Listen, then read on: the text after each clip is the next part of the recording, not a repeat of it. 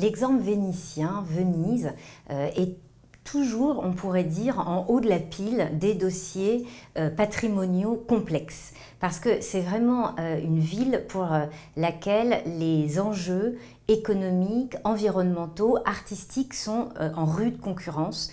Et il est très très difficile finalement de prendre les bonnes décisions. Venise, il faut quand même le rappeler, c'est une ville qui s'est construite sur la notion d'ouverture et a toujours été une cité extrêmement accueillante pour les étrangers dans toute son histoire, puisque c'était vraiment une ville qui mettait en contact Méditerranée occidentale et orientale, qui était vraiment un carrefour commercial de grande ampleur où circulaient les hommes, les idées. Donc elle a toujours eu cette image de cité cosmopolite. Donc c'est quand même dans l'ADN des Vénitiens. C'est pas comme si on voulait justement profiter de ce site d'île pour vivre replié sur soi, c'est tout l'inverse. Venise a également créé un empire maritime dans toute la mer Adriatique et jusque dans les îles de la mer Méditerranée. Et beaucoup de villes se sont formées, constituées sur l'exemple vénitien, même pour l'exemple de l'architecture. Si on pense à Dubrovnik, c'est une sorte de mini-Venise, de petit modèle vénitien.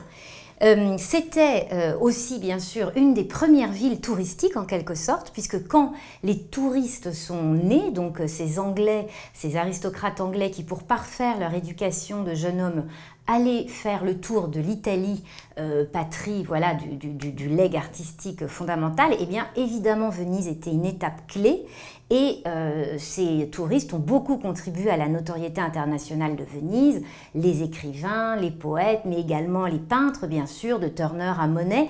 Il suffit de visiter le cimetière sur la jolie petite île Saint-Michele à Venise pour voir justement le nombre d'étrangers enterrés ici. Et donc il y a toujours eu, une fois de plus, dans l'histoire de cette ville, un rapport très international.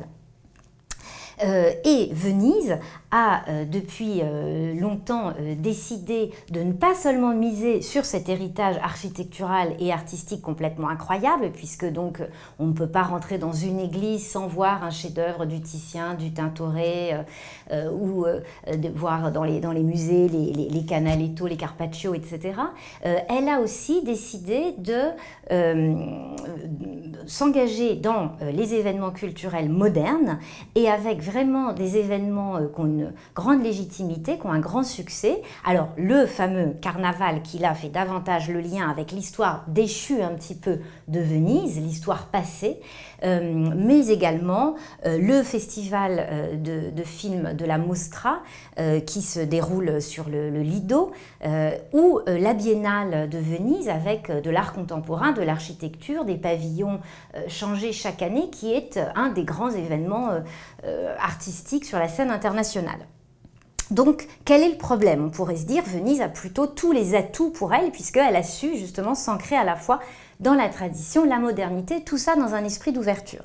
Eh bien, le problème, c'est évidemment lié à la spécificité du site urbain de Venise, qui est un cas absolument unique de ville construite sur des îlots de sable et de marais, et donc un site finalement très hostile qu'il a fallu s'approprier, qu'il a fallu domestiquer, et ce rapport avec la lagune, parce que finalement on parle de Venise, mais il faut élargir à l'échelle de la lagune. C'est d'ailleurs la lagune dans son ensemble, ce qui fait à peu près 50 000 km², qui est classé patrimoine mondial de l'UNESCO.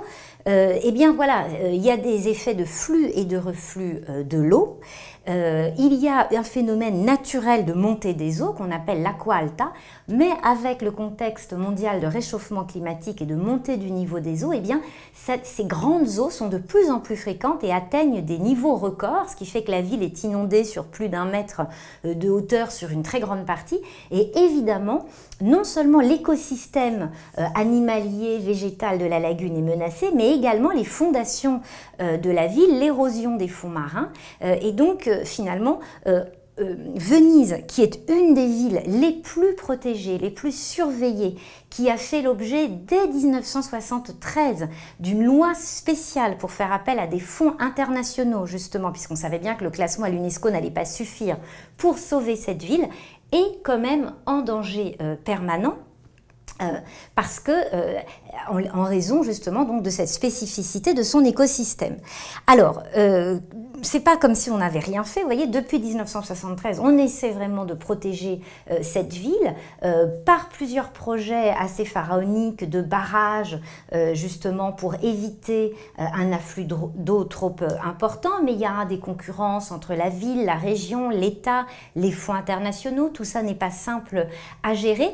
Et puis surtout, il y a cette manne touristique, puisque donc Venise est un cas emblématique de ce qu'on appelle le surtourisme, c'est-à-dire qu'elle accueille entre 27 millions et 30 millions de touristes par an, alors qu'elle n'a que 55 000 habitants.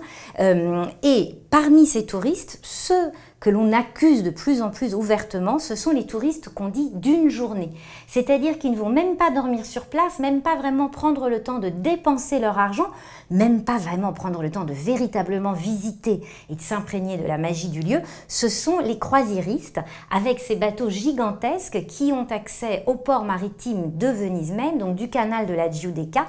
Et c'est vrai que quand on assiste à ces scènes de bateaux de plusieurs étages qui partent de la ville de Venise, alors depuis le bateau c'est magnifique parce que voilà, l'arrivée par la voie de mer ou le départ depuis la lagune est un moment inoubliable, mais quand on est dans la ville, on ne comprend pas cette démesure finalement. Donc des quotas ont essayé d'être mis en place, récemment une taxe de débarquement justement pour limiter ce nombre de touristes d'un jour, mais on voit bien que pour la ville, c'est très difficile de prendre les bonnes décisions parce que quel est le problème de ces villes-musées? C'est ça, c'est ce que j'ai appelé donc le cercle vicieux, c'est-à-dire que plus il y a de touristes, moins il y a d'habitants. Venise est une des premières villes concernées par le problème de logement. On considère qu'aujourd'hui, un logement sur 4 est voué aux touristes, que ce soit par Airbnb ou par d'autres biais de location, que les boutiques de souvenirs ont remplacé quasiment définitivement les commerces de bouche.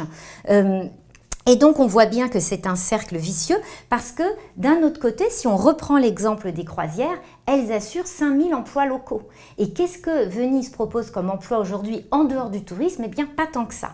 Donc on voit bien que les décisions radicales sont dures à prendre. On ne peut pas non plus trop appauvrir justement et se priver de tout cet apport monétaire du tourisme. Et c'est pour ça que le dossier vénitien, je vous disais, est toujours en haut de la pile de tous les grands organes de préservation du patrimoine. Alors, Venise est un cas d'école et ce que j'ai appelé les autres Venise, entre guillemets, alors ce sont des villes parfois qui se revendiquent elles-mêmes de ce titre, comme la ville d'Amsterdam par exemple, la Venise du Nord, qui a le même problème parce que c'est une ville qui a été gagnée sur la mer en partie avec des canaux, donc tant qu'on a la présence de l'eau, c'est compliqué. Dubrovnik, je vous en ai déjà parlé, qui est une étape fondamentale des croisières en mer Adriatique, et là c'est une cité qui tient dans un mouchoir de poche, c'est encore bien plus petit que Venise.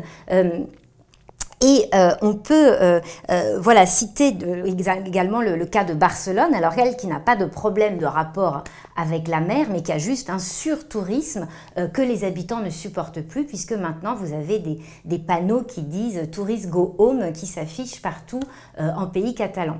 Donc on voit que le cas de Venise synthétise en quelque sorte un des problèmes contemporains du tourisme de masse.